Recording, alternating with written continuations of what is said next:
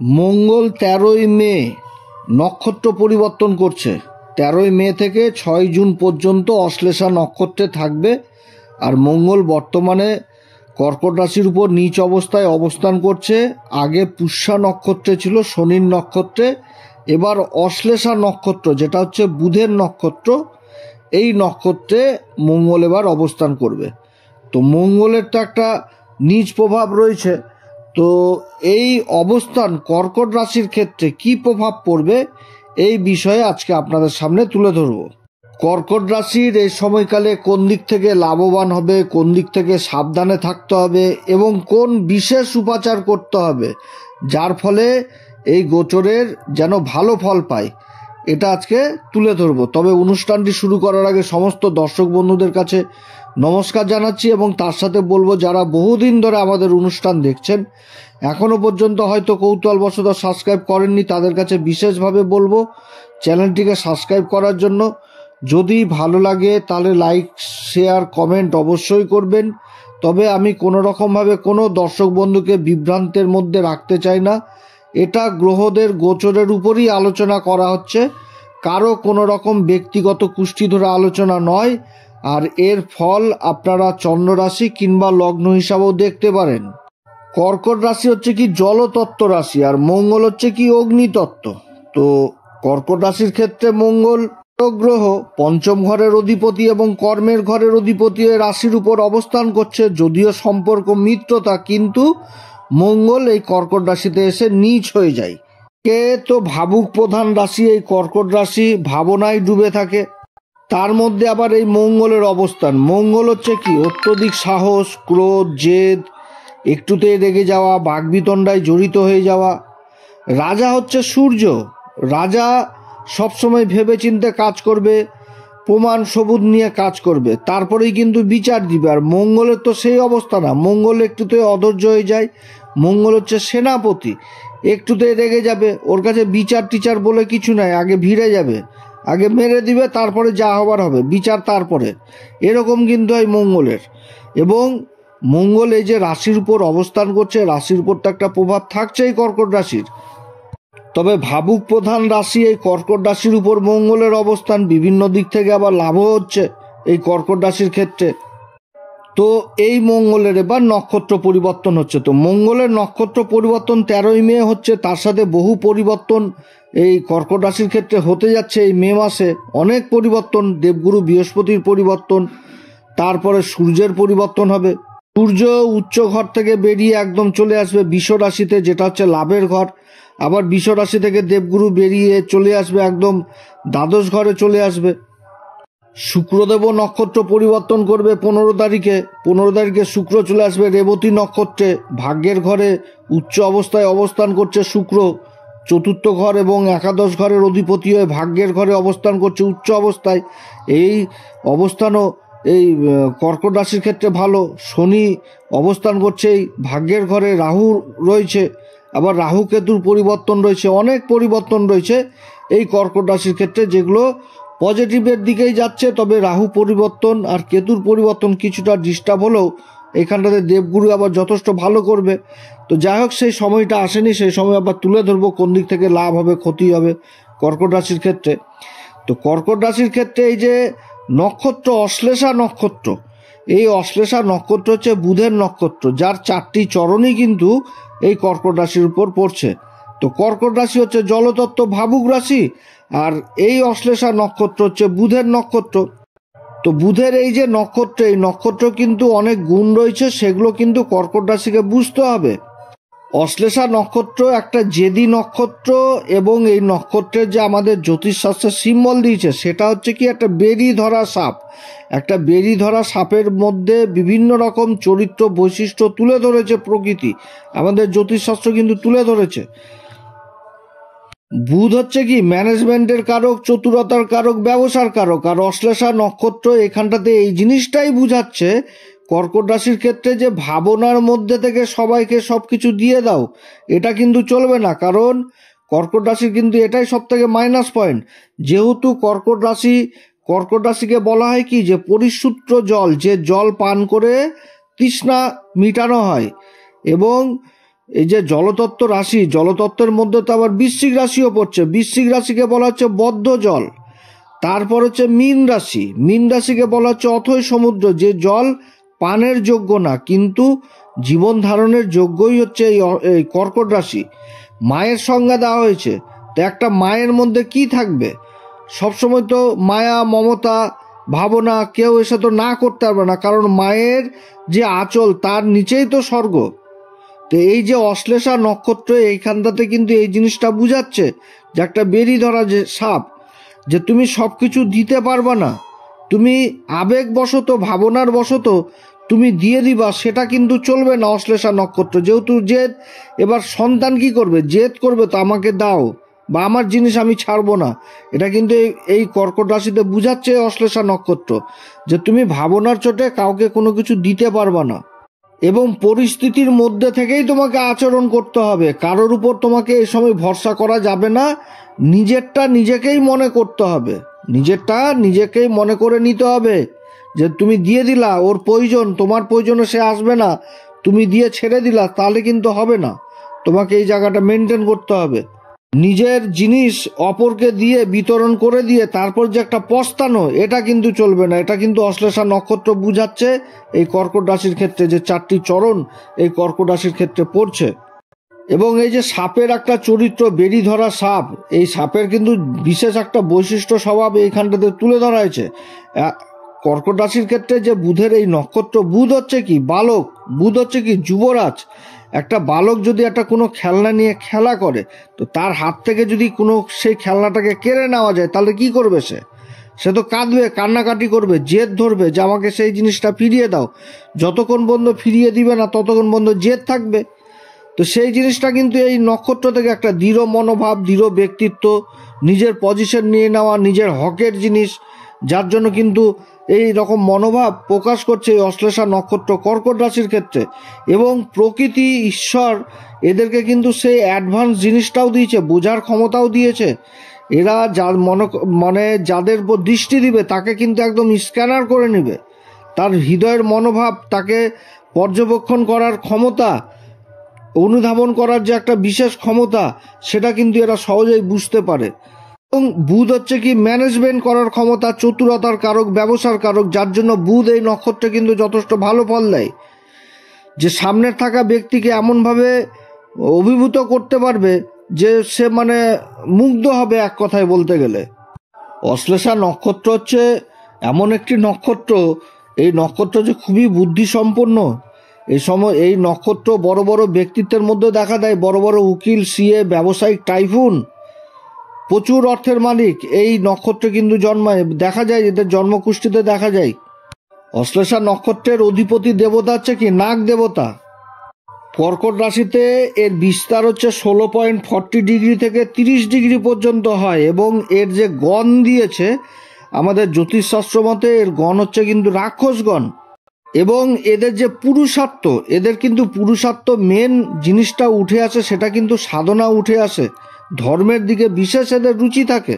এরা যতই অধর্মের দিকে চলে যাক জীবনে, এরা কিন্তু ধর্মের পথে ফিরে আসবেই। কারণ এখানটাতে এই যে সাপের একটা বেরি ধরা কুণ্ডলীকৃত জিনিসটা কিন্তু বুঝাচ্ছে। এবং এদের সাধনার মেন জিনিসটা হচ্ছে কি ভোলেনাথের উপাসনা। এরা যদি ভোলে বাবার উপাসনা করে, মহামৃত্যুঞ্জয় মন্ত্র জপ করে এবং বিশেষভাবে যদি ভোলে বাবার অভিষেক উপাসনা করে, তাহলে এরা কিন্তু জীবনে অনেক উন্নতির পথে এগিয়ে চলে। এই অশ্লেষা নক্ষত্র কর্কট রাশি, কর্কট রাশি যে চন্দ্রমা, সেই চন্দ্রমা কিন্তু ভোলে বাবার মাথাতেই থাকে। অতএব যারা ভোলে বাবার উপাসনা করে তারা বিশেষভাবে ফল পায় এই নক্ষত্রের। তবে এদের সব কিছুই ভালো থাকে এবং একটুতেই ক্রোধ করে, জেদ করে, এগুলো কিন্তু বেশি থাকে। আত্মবিশ্লেষণের প্রবণতা বেশি থাকে। নিজের দুর্বলতা বা গোপন ইচ্ছাগুলোকে গভীরভাবে নিজের মধ্যে লুকিয়ে রাখে, সহজে কাউকে কিন্তু বিশ্বাস করে না। আর যদি বিশ্বাস করে বা গ্রহণ করে তাহলে কিন্তু আবার বিশ্বস্ত হয়। দাম্পত্য জীবনেও গভীর ভালোবাসা দেখায়, তবে পার্টনার যদি তার আবেগ যদি না বুঝতে পারে তাহলে কিন্তু আবার দূরত্ব তৈরি হয়ে যায়। অর্থাৎ প্রেম ভালোবাসার জায়গাটা ভালো, প্রেম ভালোবাসা নিজের পার্টনারকে দিবে, কিন্তু সে পার্টনার যদি মনের ইচ্ছার যদি না বুঝতে পারে তখন কিন্তু এদের মধ্যে দূরত্ব হয়ে যায় এবং দূরত্বটা কিন্তু অনেক দূর হয়ে যায়, এমনকি ছাড়াছাড়ি পর্যন্ত হয়ে যায়। আর যদি পার্টনার বুঝতে পারে তাহলে কিন্তু গভীর প্রেম ভালোবাসা এদের সারা জীবন থাকে। বিবাহিত জীবন মোট কথা এই অশ্লেষা নক্ষত্রের অতটা ভালো নয়। বিবাহিত জীবনে এগুলো লেগেই থাকে। অশ্লেষা নক্ষত্রকে সহজে বিবাহিত জীবনে বুঝতে চায় না, যদি বুঝে তাহলে তো ভালো, অনেক ভালো হয়। এক কথায় অশ্লেষা নক্ষত্রের জাতক জাতিকারা তন্ত্রক্রিয়া, তারপরে গোপন বিদ্যা, যোগ সাধনা, আধ্যাত্মিকতার মধ্যে যথেষ্ট ইন্টারেস্টেড, খুব ভালোবাসে। তবে যতই অধর্মের দিকে থাকুক এরা কিন্তু ধর্মের পথের দিকে আসবেই।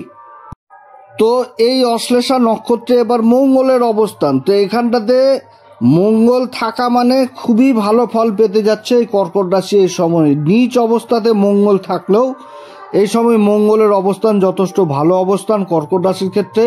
এইখানটাতে মঙ্গল কি কাউকেই বিশ্বাস করবে না, প্রয়োজন যদি পড়ে তো নিজের হকের জন্য অশান্তি গণ্ডগোলও করে নেবে, কিছুই বুঝবে না নিজের ছাড়া, যে নিজের কার্যকে যেভাবে হোক সিদ্ধ করতে হবে এবং সফলতা পেতে হবে।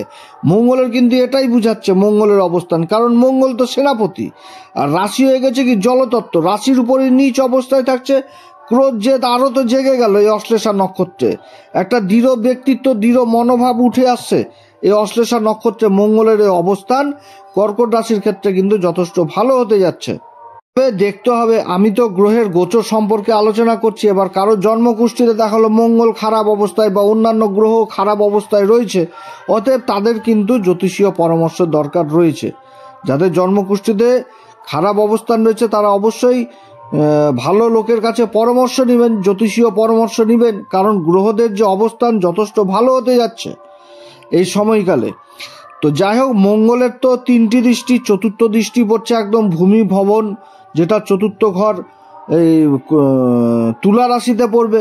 সপ্তম দৃষ্টি পড়বে একদম তার উচ্চ ঘর, যেটা মকর রাশি, এবং অষ্টম দৃষ্টি পড়বে সেই অষ্টম ঘর, যেটা হচ্ছে কুম্ভ রাশি। তো মঙ্গল হচ্ছে কি রক্তের কারক, মঙ্গল রক্তের কারক, চতুর্থ ঘরে দৃষ্টি পড়ছে, ভূমি ভবন জায়গা সয় সম্পত্তি। তাহলে ব্লাড কানেকশন, যদি ভাই বোন থাকে তাদের সাথে জায়গা জমি যদি কোনো বিবাদ থাকে সেই বিবাদগুলোও দূর হবে, কিংবা জায়গা জমি সংক্রান্ত কোনো যদি কাজের সাথে কেউ যুক্ত থাকে সেই কাজগুলো এই সময় যথেষ্ট ভালো হবে। ভূমি সংক্রান্ত কাজগুলো যথেষ্ট ভালো হবে। যারা কোনো টেন্ডারের আশায় ছিলেন বড় বড় টেন্ডার পাওয়ার, এই সমস্ত কাজ যথেষ্ট ভালো হবে। মঙ্গল থেকে আবার খাবার দাবারের বিচার করা হয়, তাহলে খাবার দাবারের কাজের সাথে যারা যুক্ত রয়েছে, যারা ক্যাটারিং, তারপরে হোটেল ব্যবসা, রেস্টুরেন্ট, তারপরে কোনো খাবারের প্রোডাক্টের কাজের সাথে যুক্ত রয়েছেন, তাদের জন্য যথেষ্ট ভালো পরিবর্তন হতে যাচ্ছে মঙ্গলদেবের এই পরিবর্তন, এই নক্ষত্র পরিবর্তন। তবে মায়ের সাথে কিন্তু কিছুটা হলেও এই সময় খোটাখুটি লাগবে। তা বলে যে মা সন্তানের সঙ্গ নেবে না সেটাও না। মায়ের সন্তানের দিক থেকে কি হবে, জেদ জিনিসটা বেড়ে যাবে, পিতামাতাদের সন্তানের প্রতি খরচা এই সমস্ত কিন্তু যথেষ্ট বাড়বে। তবে এই সময়কালে মা এবং দাম্পত্য জীবনে নিজের যে জায়গা দাম্পত্য জীবন, এই জায়গাটা, এই সূক্ষ্ম জায়গাটার উপর বিশেষ খেয়াল রাখতে হবে কর্কট রাশিকে। কারণ আমি এর আগেই তুলে ধরলাম যে নক্ষত্র সব কিছু ভালো থাকে কিন্তু দাম্পত্য জীবনটা হয়ে যায় ডিস্টার্ব, যে জায়গাটা অত্যন্ত সংবেদনশীল এবং দুর্বল জায়গা। অতএব এই জায়গাতে যদি পার্টনারের এরকম অশ্লেষা নক্ষত্রে থাকে তাহলে কিন্তু পার্টনারকে বুঝতে হবে, এটা কিন্তু বুঝতে হবে। অতএব নিজেদের মধ্যে কোনো রকমভাবে অশান্তি গণ্ডগোল এই সময় করা যাবে না, দাম্পত্য জীবনের ক্ষেত্রে বলছি, না তো কিন্তু একটা বিশাল বড় একটা রূপ ধারণ করতে পারে। যারা পার্টনারশিপে ব্যবসা বাণিজ্য করছেন তাদের ক্ষেত্রেও একই কথা বলবো, যে কোনো পার্টনারশিপে ব্যবসা করতে গেলে মাথা ঠান্ডা করেই ব্যবসা করতে হবে। এবং মঙ্গল হচ্ছে রক্তের কারক, মঙ্গলের অষ্টম দৃষ্টি পড়ছে অষ্টম ঘর কুম্ভ রাশিতে, যেটা হচ্ছে গভীর বিদ্যা, রিসার্চ জাতীয় বিদ্যা। তো যারা রক্ত সম্পর্কিত কাজের সাথে যুক্ত রয়েছেন, উচ্চ শিক্ষার সাথে যুক্ত রয়েছেন, মেডিকেল ডাক্তারের যারা সার্জেন বড় বড়, তাদের ক্ষেত্রে কিন্তু মঙ্গলের এই গোচর যথেষ্ট ভালো হতে যাচ্ছে। সমাজে মান সম্মান, একটা দৃঢ় ব্যক্তিত্ব সমাজে উঠে আসবে। তো এই দিক থেকে যথেষ্ট ভালো। মঙ্গল হচ্ছে এই কর্কট রাশির ক্ষেত্রে পঞ্চম ঘরের অধিপতি এবং কর্মের ঘরের অধিপতি। সন্তানের দিক থেকে যেটা তুলে ধরলাম জেদের ব্যাপারটা, এটা চলে আসবে। প্রেম ভালোবাসার দিকে যথেষ্ট সজাগ থাকতে হবে, নিজের ব্যবহারের জন্য যেন সেই জায়গাটা নষ্ট না হয়। এবং কর্মক্ষেত্রেও সেটা, যে নিজের লাভের জায়গাটা, কারণ সপ্তম ঘরে মঙ্গলের দৃষ্টি পড়বে। সপ্তম ঘরটা হচ্ছে রোজগারের, ব্যবসা বাণিজ্য, আয় ইনকামের ঘর, এবং মঙ্গল হচ্ছে কর্মের ঘরের অধিপতি। অর্থাৎ কর্মক্ষেত্রে একটা গো ধরে থাকা, যে আমার এই প্রফিট ছাড়া আমি মাল ছাড়বো না, এটা করলে কিন্তু চলবে না এই সময়। অতএব নিজের লাভ রেখে সেই দিকে যথেষ্টভাবে ব্যবসা বাণিজ্য করে এগিয়ে যেতে হবে। কর্মক্ষেত্রেও কিন্তু একটা দৃঢ় মনোভাব প্রকাশ পাবে এবং সামনের থাকা ব্যক্তিকে সহজেই অভিভূত করতে পারবে। কাজকর্মের দিকে কিন্তু যথেষ্ট ভালো, যেহেতু অশ্লেষা নক্ষত্র বুধের নক্ষত্র। বুধ হচ্ছে কি, যুক্তিবোধ, স্মরণ শক্তি, বিশ্লেষণ ক্ষমতা, ম্যানেজমেন্টের ক্ষমতা, তারপর হচ্ছে ব্যবসার কারক, চতুরতার কারক, তারপর হচ্ছে বাণীর কারক। অর্থাৎ বুধ এই নক্ষত্রে অবস্থান এবং মঙ্গলের যে ঊর্জা, এটা মিশ্রিত হয়ে না হওয়া কাজও কিন্তু সম্ভব হবে, কিন্তু কি ধৈর্য ধরে কাজ করতে হবে। এবং শনির যে ঢাইয়ার অবসান হয়েছে, শনি কিন্তু নবম ঘরে অবস্থান করছে এবং শনির সপ্তম দৃষ্টি পড়ছে তৃতীয় ঘর কন্যা রাশিতে, যেটা কিন্তু শনি কাগজপত্র মেনটেনের জিনিসটাকে বুঝাচ্ছে। কারণ শনি যে নক্ষত্র অবস্থান করছে সেটা কিন্তু উত্তরা ভাদ্রপদ নক্ষত্র, ওটা কিন্তু হিসাবের নক্ষত্র। আর যেখানে দৃষ্টি দিচ্ছে সেটা কিন্তু কাগজপত্রের ঘর এবং ছোট ভাই বোনদের ঘর। অর্থাৎ আগেই বললাম যে জায়গা জমি সংক্রান্ত কোনো বিবাদ যদি থাকে তার অবসান হবে এবং কর্মক্ষেত্রে নতুন চুক্তি হওয়ারও সম্ভাবনা থাকছে। এবং তার সাথে যে কোনো কাজ হিসাব করেই কিন্তু কর্কট রাশিকে এগোতে হবে। রাশির উপর মঙ্গল তো বেশি দিনের জন্য থাকবে না, এ তো 6 তারিখ পর্যন্ত, জুন মাসের 6 তারিখ পর্যন্ত থাকবে। তো যাই হোক, জুন মাসের 6 তারিখ পর্যন্ত এই সমস্ত দিক অবশ্যই মেনটেন করে চলবে কর্কট রাশি। আর এই সময়কালে কোন উপাচার করবে? এই সময়কালে প্রত্যেকদিন হনুমান চল্লিশা, বজরং বাণ, শ্রীরাম সীতার প্রণাম মন্ত্র সহকারে পাঠ করবে এবং তার সাথে ভোলে বাবার বিশেষ উপাসনা করবে। ভোলে বাবার অভিষেক করবে, 2 রকম চন্দন বেটে, গঙ্গা জল, তার সাথে কাঁচা দুধ, কর্পূর মিশিয়ে, তার সাথে মধু মিশিয়ে, তার সাথে আতর, চন্দন আতর হোক বা গোলাপ আতর দিয়ে বাবার বিশেষ অভিষেক করবেন এবং মহামৃত্যুঞ্জয় মন্ত্র প্রত্যেক দিন পাঠ করবেন। অন্তত 21 বার পাঠ করবেন মহামৃত্যুঞ্জয় মন্ত্র। শিবজির দর্শন করবেন, ভোলে বাবার দর্শন করবেন। যে সমস্ত জায়গাতে ভোলে বাবার বাৎসরিক পূজা হয় বা যেখানটাতে মন্দির নির্মাণ রয়েছে সেই সমস্ত জায়গায় দর্শন করবেন ভোলে বাবার, যথেষ্ট ভালো ফল পাবেন। এছাড়া হনুমানজির দর্শন করবেন, বজরং বালির দর্শন করবেন, হনুমান চল্লিশা, বজরং বাণ অবশ্যই পাঠ করবেন শ্রীরাম সীতার প্রণাম মন্ত্র সহকারে। যাই হোক, অনেক কথা আলোচনা করলাম কর্কট রাশি সম্পর্কে। যদি এই আলোচনা সত্যিই ভালো লাগে তাহলে নিজের ভেবে অবশ্যই এই অ্যাস্ট্রো বাংলা চ্যানেলকে সাবস্ক্রাইব করবেন। অনেক ভিডিও দেওয়া হবে।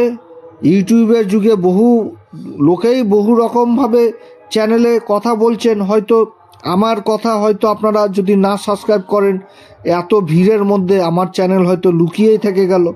যার জন্যই আপনাদের কাছে বিশেষ অনুরোধ করব, চ্যানেলটি অবশ্যই সাবস্ক্রাইব করবেন, তাহলে আমাদের নতুন নতুন ভিডিও আপনাদের কাছে সহজেই পৌঁছে যাবে। আপনারা সবাই ভালো থাকেন। এরপরে আবার আসবো একটি নতুন পর্ব নিয়ে। নমস্কার, ধন্যবাদ।